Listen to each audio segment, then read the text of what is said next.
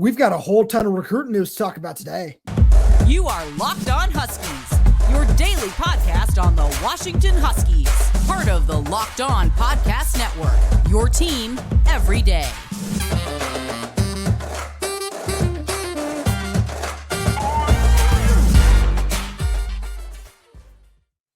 Welcome back into another edition of the Locked On Huskies podcast. I'm Roman Tomashoff. That's Lars Hanson. We write for Inside the Huskies of Fan Nation and Sports Illustrated. You can check out all our written work over there at si.com/college/Washington. Thank you for making this your first watch or first listen of the day. Today's episode is brought to you by PrizePicks. Go to prizepicks.com/LockedOnCollege and use code LockedOnCollege for a first deposit match up to $100. PrizePicks is daily fantasy sports made easy. Lars Hanson. The people have been asking, the everydayers have been asking for a recruiting episode, and we are going to start with the class of 2024 because you and I have talked about a couple of recruits in particular that took visits during the Apple Cup. That's four-star safety Paul Mencke Jr. and four-star receiver Aaron Butler, with signing day a little over 2 weeks away, or a little under 2 weeks away at this point.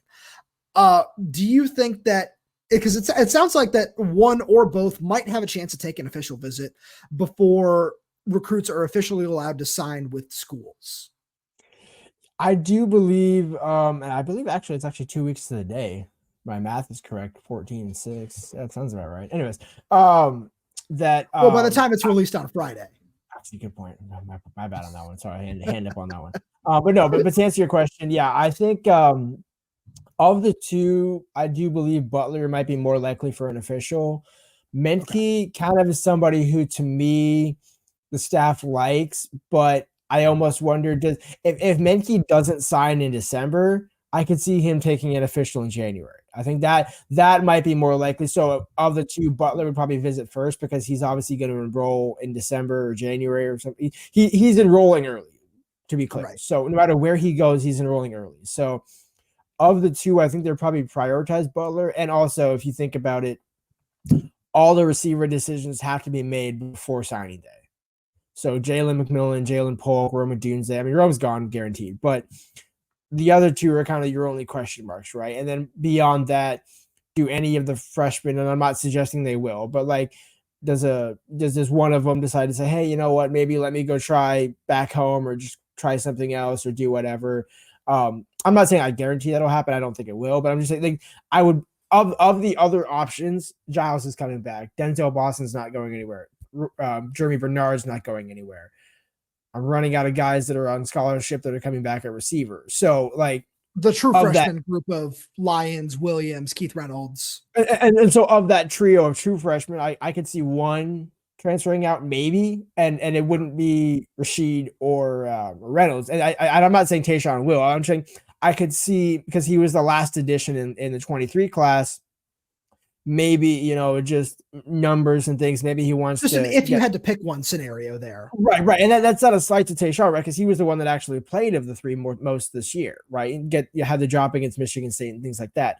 But I think from a numbers perspective, and then you have to consider with the portal. I know we're not going to talk about the portal, but it has to be mentioned, right? If you're going to go after Tobias Merriweather, somebody's got to lose a spot, right? Or you're not bringing in Aaron Butler, right? So these are all decisions that are coming in the next 14 days. Let's put it that way. I guess 13 days by the time this episode comes out, or 12, whenever this episode comes out. About 2 weeks, give or take, plus or minus a couple of days.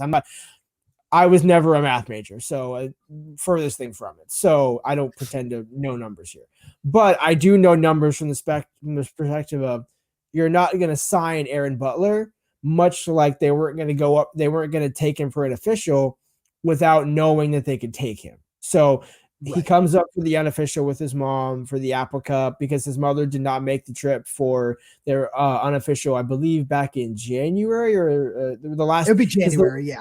The last time Butler came up, it was with his dad, and so now, and as Washington likes to have both parents come up, or at least try and have some form of parents. It's why Josh Lair came up with his mom, and they kept pushing back that visit because Josh could have come up on the visit. But hey, we want the family up here. We want everybody to get a better picture, because let's make this more, not smoother. What's the word I'm looking for? Kind of more logical, right? Where, hey, instead of taking three different unofficials, let's take one, come up for it, And then if we determine that there is a spot or that it is a good fit on both sides, then we'll bring you back up for an official. And then that's when it gets serious. So I think both are in consideration. I would just presume Butler would go first of the two because he's going to enroll first.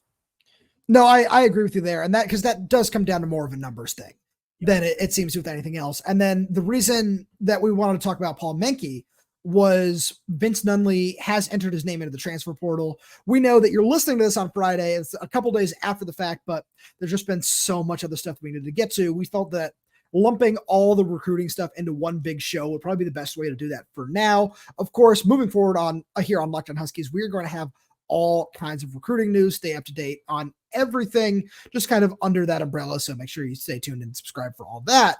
But when it comes to Paul Mencke, you're right. There's a chance, especially since right now he's committed to Duke, and Mike Elko, who he was assuming was going to be the head coach there, has gone to Texas A&M to take that head coaching position. So it's still a possibility that he could reopen his recruitment. There's not. It's something you wrote about over on Inside the Huskies. You had a great interview with him there, where he said, I mean, yeah, there's no harm in looking around at this point if coaches are going to be able to do that, right? So that's something where having an extra spot at free safety and potentially having two in terms of the decision surrounding Asa Turner, whereas will he come back for one more year because he's been so limited by injuries this year, he could probably apply for a medical redshirt, or and then of course Dominic Hampton leaving as well, and then now with Vince Nunley being out, where there's an extra position there, whereas you're probably going to address at least one of those in the portal. But would you rather have an extra 1 year stopgap, or like say a developmental player there where you might need to do some extra coaching, or would you rather bring in a 4-star recruit who, again, and it's not saying that either is a better option than the other, but would you rather bring in a 4-star recruit who you can coach up the way you want? And we've seen some improvement in the safeties over the last couple of years, and they all kind of have their own skill sets. But I think that it's fair to say that we've seen a lot of improvement from them. And one guy who I'm really high on in that room right now is Vincent Holmes.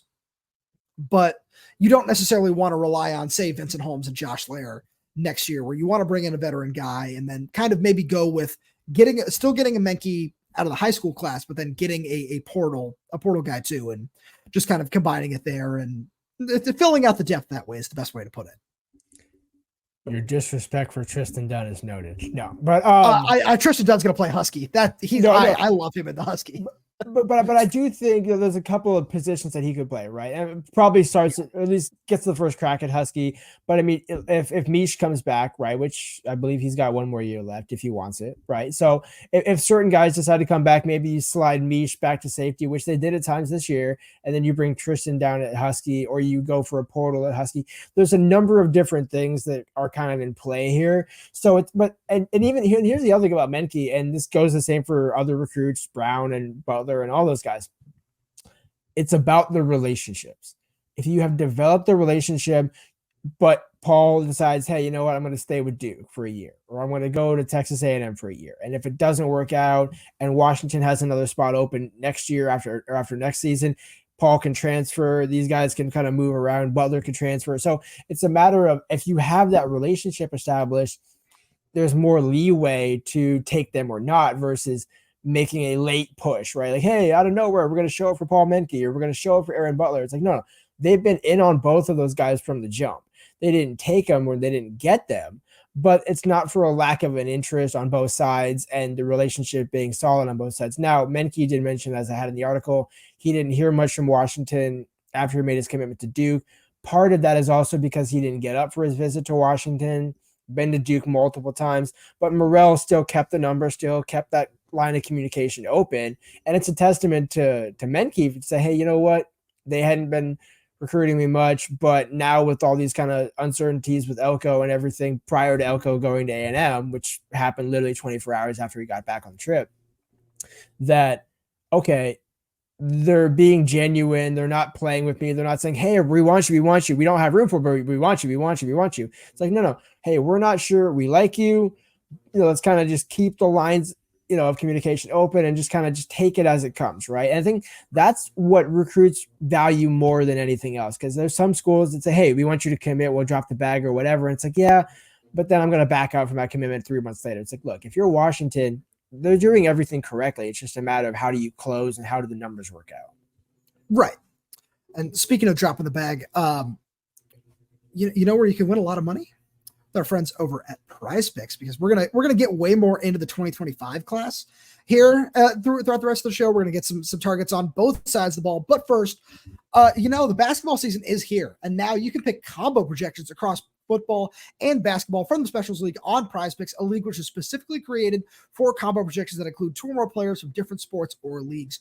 For example, LeBron James plus Travis Kelce at a 10.5 combo of 3-pointers made plus receptions. And one of the coolest things about PrizePicks is their reboot policy, so that your entries stay in place even if one of your players gets injured for football and basketball games. If you have a player who exits the game in the first half and does not return in the second, that player is rebooted. PrizePicks is the only daily fantasy sports platform with an injury insurance policy. Testing your skills on PrizePicks this season is the most exciting way to play daily fantasy sports. If you have the skills, you can turn $10 into $250 with just a few taps. PrizePicks is really simple to play. You can make your picks and submit your entry in less than 60 seconds. And if you want to get on the action, you can go to prizepicks.com/LockedOnCollege and use code LockedOnCollege for a first deposit match up to $100. Again, go to prizepicks.com/LockedOnCollege and use code LockedOnCollege for a first deposit match up to $100. PrizePicks is daily fantasy sports made easy. And as you know, whenever we talk about recruiting, we got to make sure we send a big shout out to our friends over at LinkedIn, the best place for any kind of recruiting for your small business. Because when you're hiring for your small business, you want to have as many top tier candidates as possible to interview. That's why you have to check out LinkedIn Jobs. LinkedIn Jobs has the tools to help find the right professionals for your team faster and for free. LinkedIn isn't just another job board. LinkedIn has a vast network of more than 1 billion professionals, which makes it the best place to hire. Hiring is easy when you have that many quality candidates. So easy, in fact, that 86% of small businesses get a qualified candidate within 24 hours. LinkedIn knows that small businesses are wearing so many hats and might not have the time or resources to hire. Thankfully, with LinkedIn, that process is intuitive, quick, and easy. They even just launched a feature that helps you write job descriptions, making the process even easier and quicker. Post your job for free at linkedin.com/LockedOnCollege. That's linkedin.com/LockedOnCollege. Post your job for free. Terms and conditions apply. All right, Lars, let's move over to the offensive side of the ball here, because Washington has one commit right now in the 2025 class, and that's 3-star quarterback Jackson Collick out of Laguna Beach. But there are so many other exciting offensive prospects that we could talk about. And I think let's just start at running back, and we can just kind of work our way around here. I think that right now the number one target at the position for the Huskies would be running back Carson Cox out of Oak Hills High School, and his teammates with 2024 UW commit offensive lineman Pocky Fee now. That because I've watched Carson Cox's film a lot, and I think that kid is really talented. He can really play. Yeah, exactly. I mean, he's got the ideal size, kind of that a little bit like Tybo, right? Tybo Rogers, where 6 foot 190 could come in easily, make a presence known, probably get up to 205 in about 18 months, give or take, right? So, but I think the way that UW has used running backs, and especially with the number that they're likely, it's probably going to be 1, right? I mean, because let's be real, they'll take 1-ish running back per class, except for 24, but the other is going to be supplanted in the portal or supplemented in the portal. So, but I think from a high school perspective, Cox, to your point, is exactly what you want to bring in, right? A guy that could, play as a freshman, not be relied upon to carry the load as a freshman, but, and then having a former teammate in Pocky, come in a year ahead of him, that'll kind of lay the foundation for him to even know more about the program and obviously serve as a 11th or 12th recruiter for the staff with Pocky and him being close. But I think it's also a matter of when you look at the rest of the group, it's like, okay, they're all kind of similar body types, right? I think there's one that's like 6'2", 250, 6'2", 195. But for the most part, I mean, again, aside from Darryl Staley, who's 5'11", 150, and a couple others that are a little later, they seem to really like those guys in that 190 to 205 role, 6 foot to 6'1", 6'2" if you're lucky. But you don't want to get, too big just because you kind of need to do a number of different things. Although I will say, having 6'2" run blockers doesn't hurt. But I think Lee Marks has kind of established like, hey, that's 6 foot agile. Cause I think Cam Davis is in that 6 foot range too, isn't he? 6 foot, 6'1". 5'11", So 6 foot. Yeah. right. So they're all kind of in that same similar mold. And I think he kind of exactly fits the bill, able to be a downhill runner, but also able to be a pass catcher. The important thing I think that will determine how quickly he's able to play is, can he run block? I think that's kind of the ultimate separator between, hey, so Tybo's been able to play, but he hasn't been. Right, exactly. Yeah, what did they say? Run block? Yeah. You said run block, yeah. That'd be interesting. I'd like to see that. That would actually be something. Can you create your own blocks? That's what it takes to see the field. If you can create your own blocks. So it's just like a Derrick Henry stiff arm kind of thing. So let's move on to receiver, because there are two guys that I think would be at the top of UW's list right now. One of them is wide receiver Phillip Bell from Mission Viejo in California, and the other one, who I'm really intrigued in, I like his film a lot, is Raiden Vinesbright from Corona del Sol in Arizona. I think those are two guys. Where there are other ones, I think Derek Meadows from Bishop Gorman is an intriguing prospect. There are a couple other ones that I'm really high on, but I think those three guys right there, especially when we talk about Vinesbright and Bell, are probably the two top targets at the position right now, in my opinion, for this team. And Phillip Bell, especially, he's been rated as high as like top 75 in the country by 247 Sports, and that would be a big time get for this team. Yeah, I think I just had the pronunciation. Vinesbright and Caden Bell out of Long Beach Poly are kind of in that 2A, 2B role of Phillip Bell, number one take. And then below that, that's where, again, numbers come into play, who commits first, things like that. But they're literally both 6 foot 175. So they're both basically cut from the same cloth. Washington's getting a Jason Robinson from Long Beach. No, formerly of Long Beach Poly, sorry. Now San Juan Hills now. Now at San Juan Hills. But again, was at Long Beach Poly for a hot minute there. So, there's at least some familiarity there. And I think, when you look at the class that they're bringing in 24, that 6 foot and 6'2", again, Phillip Bell is probably the Odunze of that class, right? Where the 6'2", 205, 210, 215, whatever he's 195. But again, by the time he gets on campus, but that's projecting, yeah. Right, projecting, yeah. But we see Tayshawn Lyons where he's 6 foot, so those 6 foot guys, they can still just as much make an impact. And I think that's kind of what DeMarcus Shepard has done is, hey, let's get the big X or bigger X. And then, the Y, the Z, the H, all those guys, they can kind of be interchangeable. I mean, the fact that Giles Jackson is going to hold down the X next season, potentially at what, 5'10", 5'9"? I think that he'll end up playing more slot with Jeremy Bernard and Denzel Boston playing more X. But your point is valid, because especially Giles on some go routes and things like that would be really useful there. So then I'm going to lump just mainly for sake of time here, because we could spend all day on a lot of these prospects who are really intriguing. Let's lump together. I'm going to talk about Noah Flores really quickly from Graham Kapowson, who I think is one of the top targets for this team at tight end right now. I think he's a really, really good player. And I wouldn't say he reminds me of 2024 commit Decker DeGraff, but I think that just in terms of what his film looks like, that he's a kind of player who could make an impact really quickly were he to commit to Washington whenever he gets on campus. I'm really intrigued by him just kind of as a prospect. And then I wanted to highlight two offensive linemen, because offensive line, you could talk about them all day, projections, whatever else. So I wanted to make sure we could limit it to two. And the two guys I want to talk about are Dimitri Manning at Bellevue, 6'7", 3'40", just a massive player. And then somebody who I'm really intrigued by personally is Jet Thomas from La Jolla. I think that he's a really intriguing offensive lineman. Kind of gives me Roger Rosengarten vibes in terms of his tape and how physical he likes to be and how much he likes to finish blocks.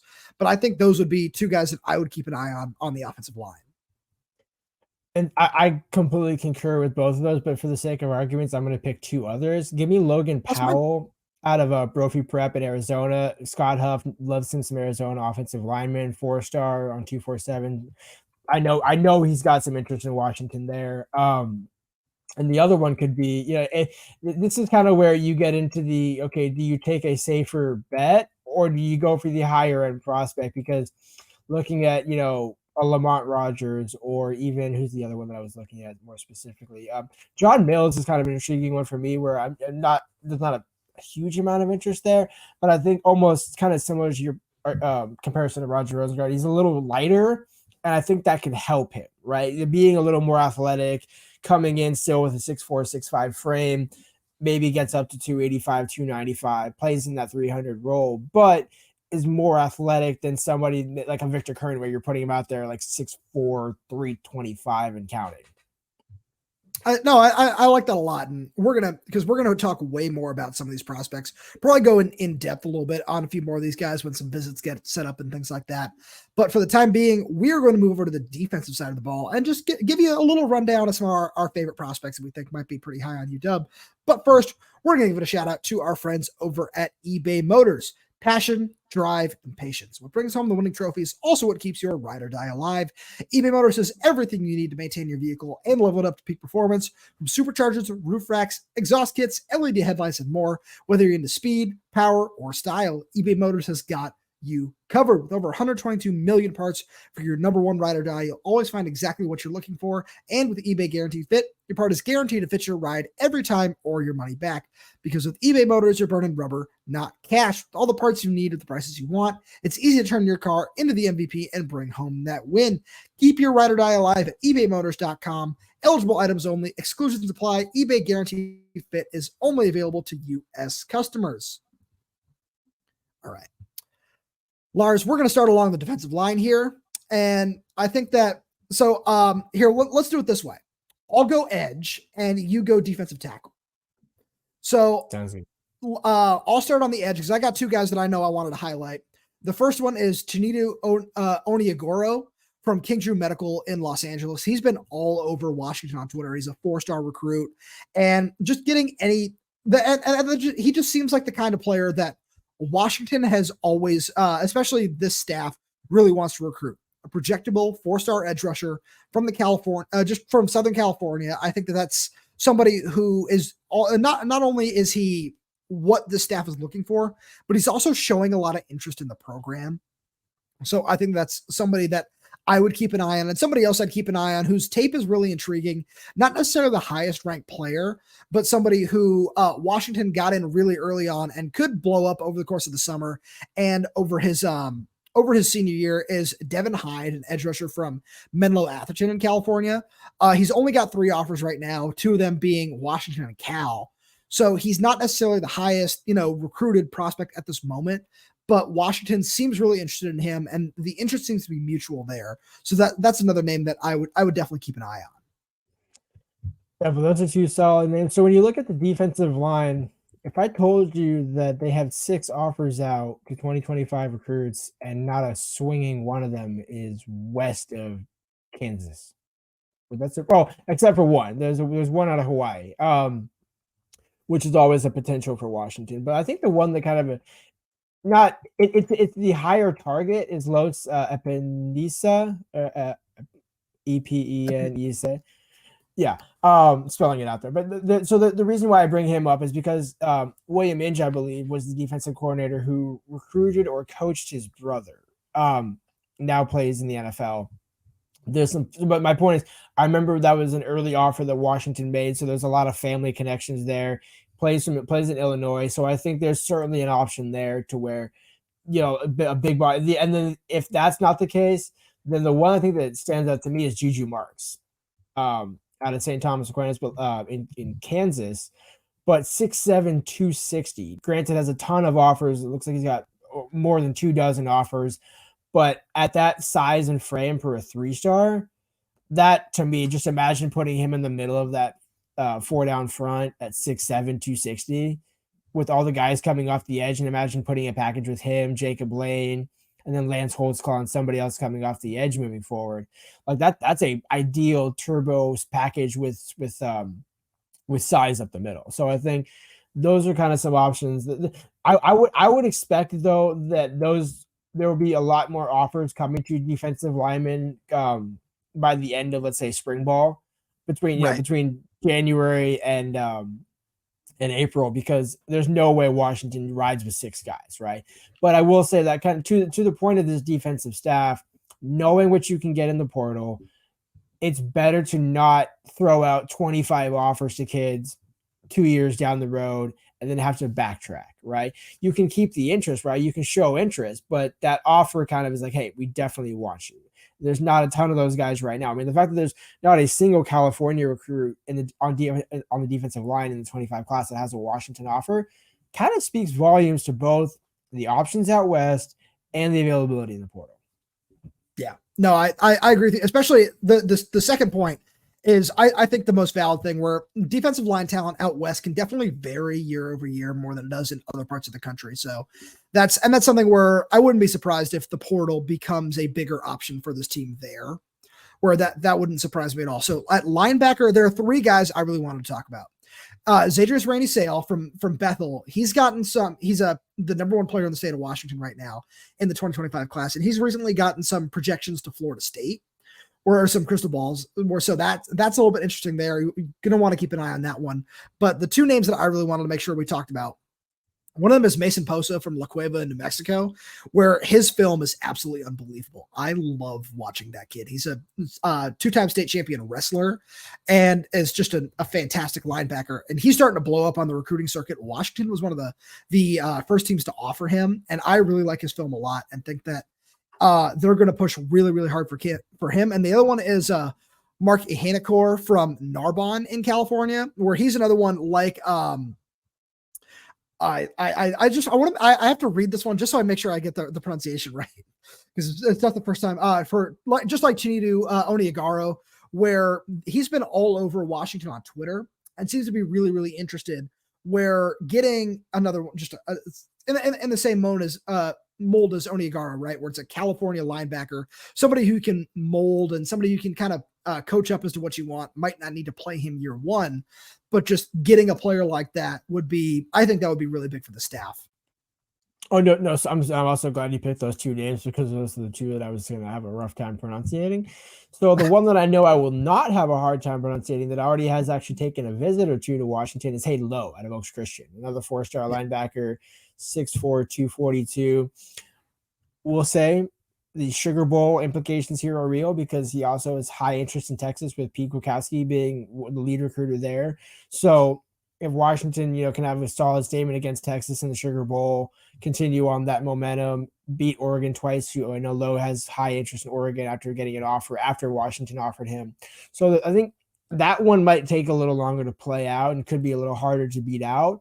But I think certainly, along with Rainey-Sale, there's a number of options, I think, a linebacker that they can't go wrong with. And certainly, William Inge is going to find at least 2 or 3 guys in that class. I agree with you there. So let's move on to the defensive backfield as we kind of start to wrap up here. So I got 3 names for you. The first name is Dijon Lee from Mission Viejo. Philip Bell's teammate's been really high on Washington for a while. I believe Greg Biggins called them the favorite for Lee at a point a couple months ago. I think it was after the Oregon game. And he seems really, really interested. But 2 guys that I really wanted to talk about. One of them is Jamar Beal-Goins from Desert Edge in Arizona. He's a really talented prospect, really good athlete on film. I like what I see a lot from him. I think he could play corner or safety at the next level. I think that they would perform as a corner. And then one guy who an in-state guy who recently got a crystal ball to Washington, Darian Clemens from Spanaway Lake. He's definitely going to play corner from the film that I've watched to him. I think he's a really talented player, 3-star athlete. That's what he's listed as right now. But recently got a crystal ball to Washington from Brandon Huffman.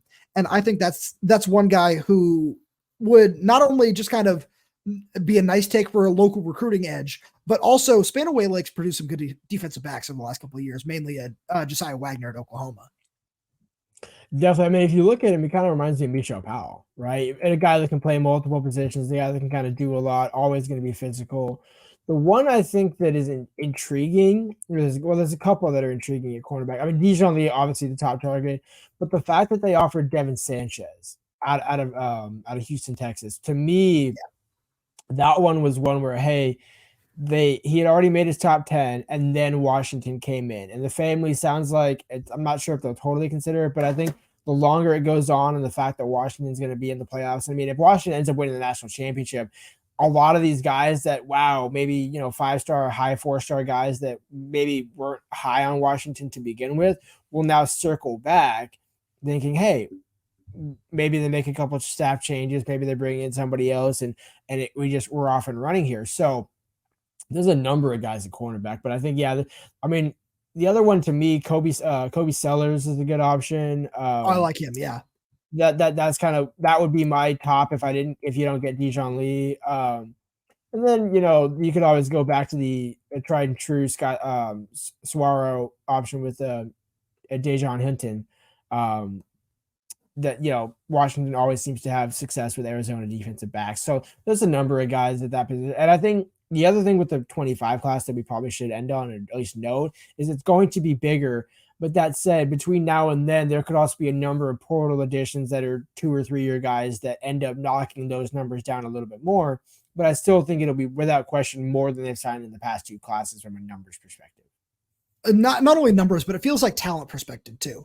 Just from some of the early things that both you and I have heard, where they're in play for some of these top guys, especially when we talk about the Phillip Bells, the Dijon Lees, just some of those kinds of players that seem to be really, really heavily considering Washington. And a trip to the Sugar Bowl doesn't hurt either. And maybe a win there would do so much for recruiting, where people have been saying, oh, well, we've been waiting for like that uptick where it's like, oh, the relationships have been built for a while, where it felt like this was the first real class where it was going to do that. Where this is with DeBoer staff and the plans that they've made, where it was always just kind of, we're going to develop some relationships with the underclassmen. Yeah, of course, we're still going to, bolster in 23 and 24 where we can, but 25 and 26 is really what we're going to see what the staff is made of on the recruiting trail. Right, exactly. Where the first 2 are more so portal heavy, and they've had just as much success developing those guys for the most part as especially this year, right? With Muhammad, Dix, Dylan Johnson, and a number of other guys. So yeah, I think seeing certain guys have success in the portal will help those higher end guys say, hey, if they can do that with these guys, if I come in prepared, they can develop me quickly as well. So I think it's a win-win all around for Washington. Couldn't agree with you more there. Lars, as always, thank you so much for being here. Thank you to all the everydayers out there for tuning in. We really do appreciate your support. We heard that you wanted some more recruiting stuff. We're going to get a lot more of that over the course of the offseason. Stay tuned because we've got a lot of plans in the works. We're going to see what we might be able to just churn out for you guys to keep it fun, keep it entertaining, because you are here with us every day, and we really appreciate that. And if you're new, you enjoy the content, make sure you subscribe wherever you get your podcast. So that's YouTube, Spotify, Apple Music, Amazon Music. We are there. We are everywhere. We're updating the channel with new content every day. We really hope you enjoyed the show. And if you did, make sure you leave a like on the video, leave us a 5-star review for audio only, leave us a comment down below. Make sure you follow us on Twitter. We try to answer as many questions as we can between there and in the YouTube comments. Thank you so much for tuning in, and we will talk to you on Monday.